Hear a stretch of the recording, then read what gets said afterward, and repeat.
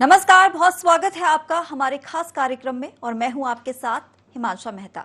आज चैत्र नवरात्रि का चौथा दिन है, यानी मां दुर्गा के चौथे रूप मां कुष्मांडा की पूजा अर्चना की जाती है।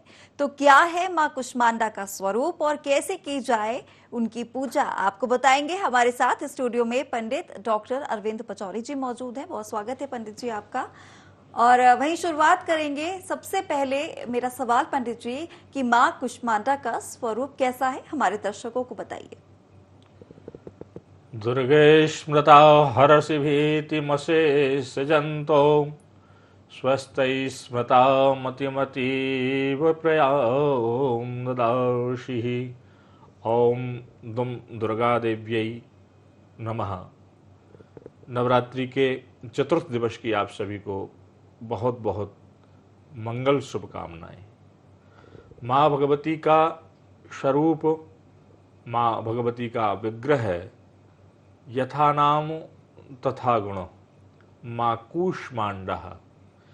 माँ कूष्मांडा अर्थात कुम्हड़े को भी कहा जाता है। कूष्मांड यानी कि ब्रह्मांड को धारण करने वाली, ब्रह्मांड की संरक्षण करने वाली, यानी कि अंडाकार में जिनका रूप हो, गोलाकार में जिनका रूप हो, उन्हें भी कूष्मांडा कहा जाता है। शब्दानाम अनेकार्थम, चूंकि भगवती का दिव्य रूप है, दिव्य छटा है, तो जितने नामों से भगवती को अलंकृत किया जाए उतना भी कम है। भगवती का विग्रह अद्वितीय, अलौकिक, अकथनीय, अवर्णनीय विग्रह है, जो कि शब्दों से, वाणी से भगवती के उस विग्रह को, उनकी महिमाओं को, उनके दिव्य तेज प्रताप का वर्णन करना इतना सहज और सरल और सुगम नहीं है।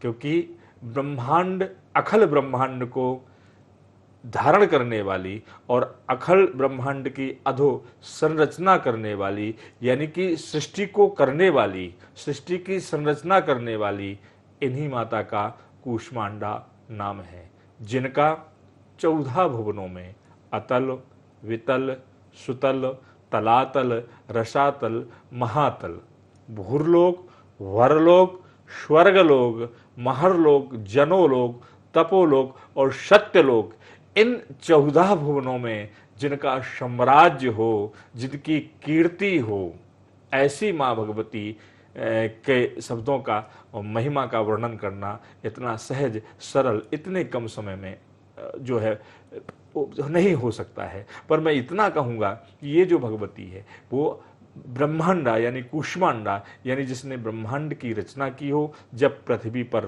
प्रलय हो गया था, उस प्रलय काल में जब ब्रह्मा जी ने देखा कि चहुं दिशाओं में, 10 दिशाओं में जल ही जल दिखाई दे रहा है, तब भगवान ब्रह्मा ने अपनी मंद मंद मुस्कान के साथ त्रिदेवों के द्वारा माँ भगवती का आवाहन किया और निवेदन की, प्रार्थना की कि हे माँ भगवती, आप सर्वव्यापी हैं, इस प्रलय काल में सृष्टि की संरचना करिए, पृथ्वी को, भूलोक को इस धरातल पर लाइए और जीव जंतु तंतु मानव आदि का जो है विग्रह रूपों का आप जो है अवतरण करिए। तब माँ भगवती ने प्रसन्नता से वहां पर प्रकट होती हैं और सभी देवों ने, किसी ने शंख, चक्र, गदा, पद्म, खड्ग आदि माँ भगवती को प्रदान किया और तत्क्षण क्षण मात्र में भगवती ने इस सृष्टि की संरचना की और सृष्टि को आगे विस्तार किया, बढ़ाया और तभी से इस धरातल पर पृथ्वी का वास हुआ। जल पाताल लोक में समाहित किया और मानव, जीव जंतु तंतु आदि आकर के इस पृथ्वी पर रहने लगे। तो माँ भगवती का बड़ा ही विग्रह और अलौकिक, कांतियुक्त, दिव्य, देदीप्यमान, तेजस्वी, ओजस्वी दिव्य स्वरूप है। सदा सर्वदा सुहावना मौसम माँ भगवती के दरबार में लगता है। माँ भगवती के उस विग्रह रूप का अगर आप ध्यान करते हैं, स्मरण करते हैं, तो आपके चेहरे पर मंद मंद मुस्कान, एक नई उमंग, एक तरलता प्रदान होती है और आपके स्वभाव से, आपके चेहरे से अलग एक दिव्य छटा दिखाई देती है कि भगवती की कृपा है, माँ कूष्मांडा की कृपा आपके ऊपर बरस रही है। जी बिल्कुल। तो आज नवरात्रि का चौथा दिन है, माँ कुष्मांडा का दिन है। उनकी महिमा के बारे में भी हमारे दर्शकों को बताइए। उनकी महिमा, भगवती की महिमा यह है कि भगवती की जब आप साधना करते हैं तो जो इच्छा करिहूँ मन माही, माँ प्रताप कछु दुर्लभ नाही। आपके मन में अंतःकरण में जो भी भाव हो, जो भी चाहत हो, जो भी इच्छा हो, आप स्वेच्छा से मांगिए। खजाना भरा हुआ है, क्योंकि इनकी महिमा त्रिलोकों में है।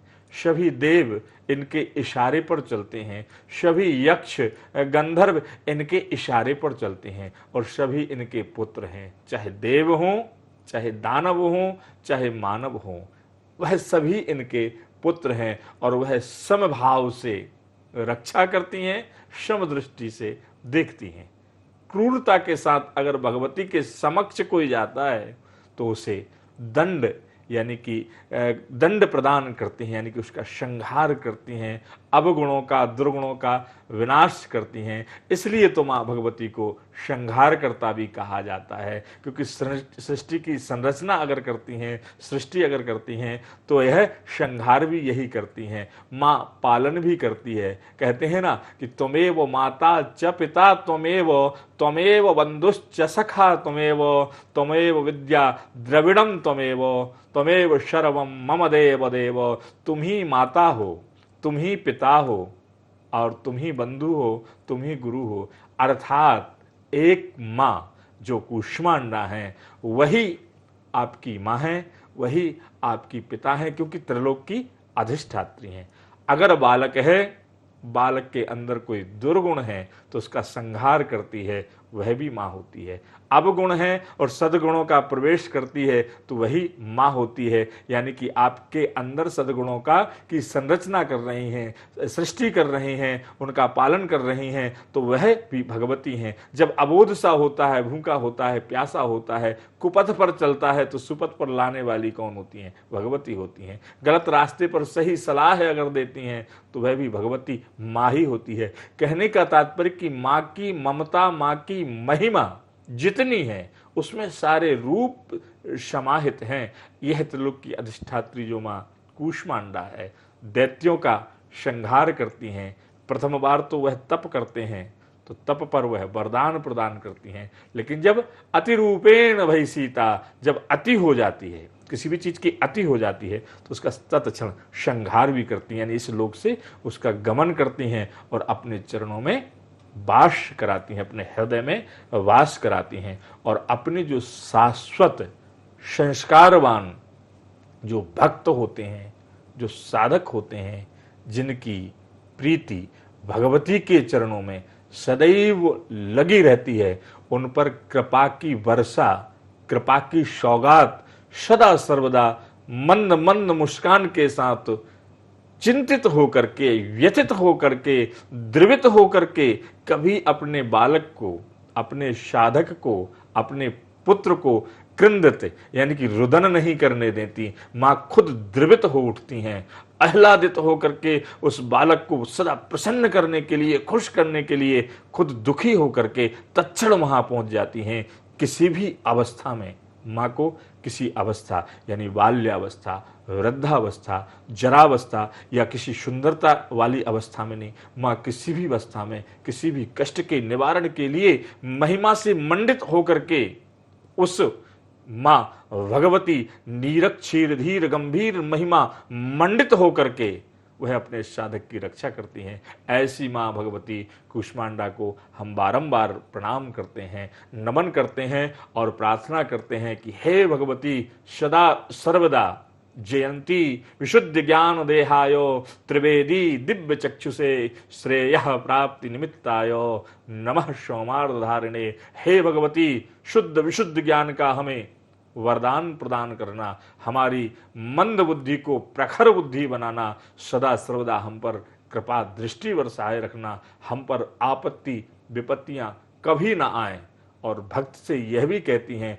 और भक्त का भी यह भाव होना चाहिए कि भगवती अगर विपत्ति जब तक नहीं आएगी तब तक आपकी याद नहीं आएगी, क्योंकि जब तक छोटा सा बालक, नन्हा सा बालक रुदन नहीं करता तो हमारे लोगों में कहावत है कि माँ भी उसे स्तनपान दुग्धपान नहीं कराती है। यानी जब जब कष्ट आए तब तब हम माँ की शरण की ओर चलें, और यही जो है आज का दिवस कूष्मांडा का चतुर्थ दिवस माँ भगवती का हमें उनके चरणों की ओर ले जा रहा है। जैसा कि हम विगत कुछ वर्ष पूर्व यानी कि 1-2 वर्ष पूर्व हम महामारी से जूझ रहे थे और सभी ने बहुत तप किया, साधना की। ऐसे माँ भगवती की कृपा से आज हम शुद्ध और सुरक्षित हैं। यही भगवती आपत्ति विपत्ति से निकालने वाली हैं। इसलिए हम सभी प्रार्थना करें कि सदा सर्वदा हम प्रसन्न चित्त आनंद के साथ भगवती के चरणों में प्रीति लगाए रहें। बिल्कुल पंडित जी, तभी तो कहा जाता है कि माँ की महिमा अपरंपार है, लेकिन माँ का ध्यान किस तरह से किया जाए, उनकी आराधना किस तरह से की जाए, हमारे दर्शकों को ये भी बताइए। देखिए, सर्वप्रथम आपने कहा कि माँ की महिमा अपार है। कुपुत्रो जाये तद क्वचिदपि कुमाता न भवति। पुत्र कुपुत्र हो सकता है, पुत्र क्रूर हो सकता है, दुष्ट हो सकता है, निर्दयी हो सकता है, लेकिन माँ कभी निर्दयी, माँ कभी कुमाता नहीं हो सकती। अगर बालक माँ को प्रताड़ित भी करता है और जब वही माँ प्रताड़ित अवस्था में भी अपने बालक को देखती है कि वह गिर गया है या बैठ गया है, तो उसके हृदय और में वेदना होती है, कहीं इसको चोट तो नहीं लग गई, कहीं इसे कुछ हो तो नहीं गया। तो माँ की महिमा बड़ी ही जो है विचित्र है। माँ की महिमा बहुत ही महिमा मंडित है। माँ के शब्द की जितनी भी जो है वर्णन किया जाए, व्याख्या किया जाए, अन्वय किया जाए, उतना आसान नहीं है। दूसरा, साधना कैसे करें, ध्यान कैसे करें। तो माँ भगवती का जब हम ध्यान करते हैं तो हमें नेत्रों को, नयनों को बंद कर लेना चाहिए और प्रीति उनके चरणों में होना चाहिए, हमारा अनुराग उनके हृदय में होना चाहिए, और ध्यान करते हुए यह भाव होना चाहिए कि माँ भगवती दिव्य छटा के साथ अलौकिक रूप में जो है अखंड ब्रह्मांड की नायिका मेरे समक्ष विराजी हुई हैं, जिनके पीछे, जिनके आगे चहुं दिशाएं, जिनका तेज इतना देदीप्यमान हो रहा है कि हजारों हजारों करोड़ों करोड़ों सूर्य का प्रकाश पुंज जिनके समीप सदा सर्वदा इर्द गिर्द दिखाई देता हो। माँ की कांति, माँ मंद मंद मुस्कान के साथ हमें निहार रहे हैं और कह रहे हैं, बालक तुझे क्या चाहिए। और एक छोटे से बालक की तरह हम प्रार्थना कर रहे हैं कि माँ आप मेरे सम्मुख रहना, आपकी सदा कृपा दृष्टि मुझ पर, मेरे परिवार पर, इस भूतल पर, इस धरातर, इस वसुंधरा पर आपकी बहती रहे। और माँ से केवल एक प्रार्थना कि आपके चरणों में अनुराग हो। माँ के हाथ में शंख है, चक्र है, गदा है, पद्म है, धनुष है, बाण है, फांस है, और माँ मंद मंद मुस्कान के साथ अपने सिंह पर सवार हैं। और माँ की वह क्रूर दृष्टि भी दिखाई दे रही है। यदि कोई दैत्य, कोई दानव अगर उसके जातक, उसके सनातन, उसकी संस्कृति, उसकी सभ्यता को अगर नष्ट करने का प्रयास कर रहा है तो माँ तत्क्षण उसको नष्ट कर देगी। यानी कि बिल्कुल निडर होकर के, निर्भीक होकर के माँ के चरणों में प्रीति लगा देना चाहिए। यह एक भाव भी है कि हमें काम, मोक्ष, अर्थ की भावना का परित्याग कर देना चाहिए। जब ध्यान में हो, चिंता मुक्त होना चाहिए। काम की, व्यवसाय की, परिवार की, समाज की, इज्जत की, प्रतिष्ठा की, ये सब कुछ परित्याग होना चाहिए। बिल्कुल एक छोटा सा, अबोध सा, अज्ञानी सा, कुछ नहीं, न मैं धनवान हूं, न मैं कीर्तिवान हूं, न मेरे पास किसी प्रकार का श्रेय है, न पद है, न प्रतिष्ठा है, जो है तू है, तेरा दिया हुआ है। इस भाव से जब आप प्रार्थना करें और प्रार्थना में भगवती का आवाहन करें, आप देखिए आपके जीवन में आनंद ही आनंद बरसेगा, और जितना जो चाहते हैं उससे 1000 गुना आपको मिलता रहेगा। राई के 20 हिस्सा, राई के 20 हिस्सा, 20 में पूरी आध, 20 हिस्सा राई के कर देते हैं, उसमें से भी एक हिस्सा और आधा कर दें, उतना केवल भगवती के चरणों में उनकी तरफ आप ध्यान लगाइए, भगवती उससे सहस्र गुना, हजार गुना, कोटि गुना आपको फल प्रदान करती हैं। यानी कि आप जरा सा भी भगवती के चरणों में ध्यान लगाते हैं, प्रार्थना करते हैं, तो भगवती उससे कई गुना आपके आगे बढ़ कर के आती है और आपके कष्टों का निवारण करती है। इसलिए भगवती का जब आप प्रार्थना करें तो माँ के रूप में दिव्य दयालुता वाला, प्रसन्नता वाला, आपको किसी राक्षस को प्रहार करते हुए, संहार करते हुए ऐसे रूप का स्मरण नहीं करना है। आपको तो मंद मंद ममतामयी माँ का ध्यान करना है और फिर आप अपने जीवन में आनंद की अनुभूति, आनंद को प्राप्त करेंगे। बिल्कुल पंडित जी, लेकिन अब पूजा कैसे करें, क्या है विधि, इसके बारे में भी बताइए। माँ भगवती की जब आप पूजन करते हैं, प्रातः काल का समय हो, माँ भगवती का विग्रह हो, यह नवरात्र का जो है चतुर्थ दिवस चल रहा है। चतुर्थ दिवस में माँ भगवती ऊष्मांडा का आप पूजन कर रहे हैं। प्रथम दिवस अगर आपने कलश, घट, दीपक या किसी विग्रह की स्थापना की है तो ठीक, नहीं की है तो आज के दिवस आप भगवती का विग्रह रखें, चाहे वह धातु का हो, पाषाण का हो या कोई छाया चित्र हो, जो भी हो। आप रक्त वस्त्र यानी लाल कपड़े पर एक पटे पर माँ भगवती का विग्रह रखें, तस्वीर रखें, वहीं पर दीपक और कलश की स्थापना करें। साथ ही माँ भगवती के समक्ष एक जल का पात्र रखें और पहले हाथ में जल लें, अपने ऊपर जल का सिंचन करें कि अगर किन्हीं कारण वाणी से, शरीर से, स्पर्श से, दृष्टि से कोई अपवित्रता मेरे अंतःकरण में आई हो तो इसे इस जल से पवित्र करना। ऐसा करते हुए 3 बार आप आचमन करें। केशवाय नमः, माधवाय नमः, नारायणाय नमः। अगर आप यह मंत्र उच्चारण नहीं कर सकते हैं, दुर्गायै नमः, दुर्गायै नमः, दुर्गायै नमः, आप इस प्रकार बोल करके 3 बार आचमन करें और अपनी आसन को प्रणाम करें, भगवती की आसन को प्रणाम करें और ध्यान में लीन हो जाएं। ध्यान में लीन होने के बाद आप थोड़ी देर बाद अपने ध्यान को खोलें और यह समझें कि माँ भगवती ने आसन को स्वीकार कर लिया है। तदुपरांत ठीक वैसे ही हमारे घर में जब कोई अतिथि आता है, आते ही हम उसका आवाहन करते हैं और कहते हैं कि विराज जाइए। ठीक वैसे ही आपको भगवती के साथ पूजन किया, तदुपरांत जल लेकर के आए कि थोड़ा सा हाथ धो लीजिए, आप पैरों का प्रक्षालन कर लीजिए। तो आचमनीयम समर्पयामि, तुभ्यम जलम तुभ्यम समर्पयामि, पाद्यम अर्घ्यम समर्पयामि। उसके उपरांत आप जो है भगवती को स्नान कराएं।